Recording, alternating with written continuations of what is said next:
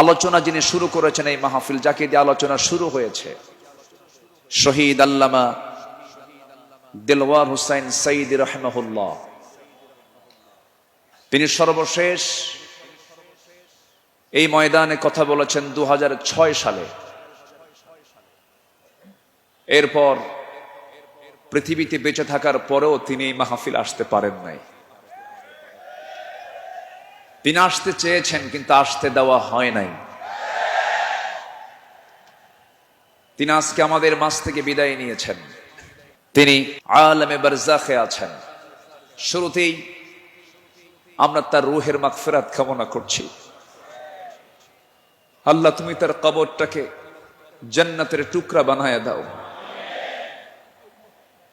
সম্মানিত ভাইয়েরা, আজকে যদি তিনি বেঁচে থাকতেন, এই চেয়ারে বসার যোগ্যতা তো আমাদের নাই। আমি তো জানি আমার এলেম কালাম কদ্দুর। আমি আব্দুল্লাহ আমিন, লা ইলমা লানা ইল্লা মা আল্লামতানা। আজকে এই চেয়ারে তাকি মানায়। তিনি দুনিয়া থেকে বিদায় নিয়েছেন।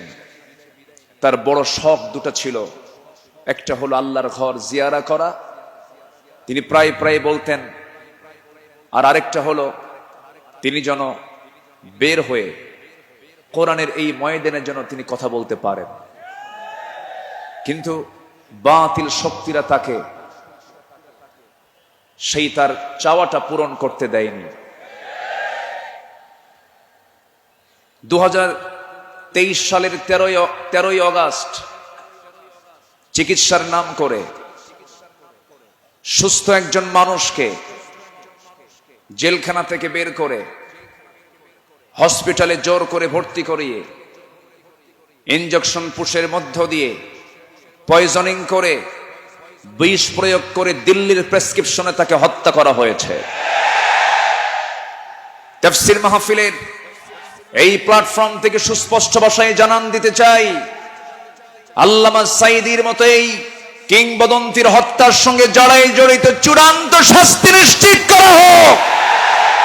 এ মতের পক্ষে রাজি আছেন কারা কারা? হাত উঁচু করে দেখান মুসলমান।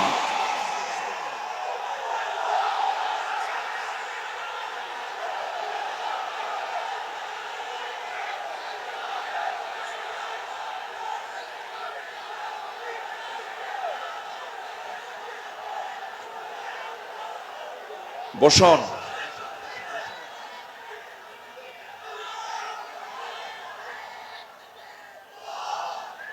বসুন।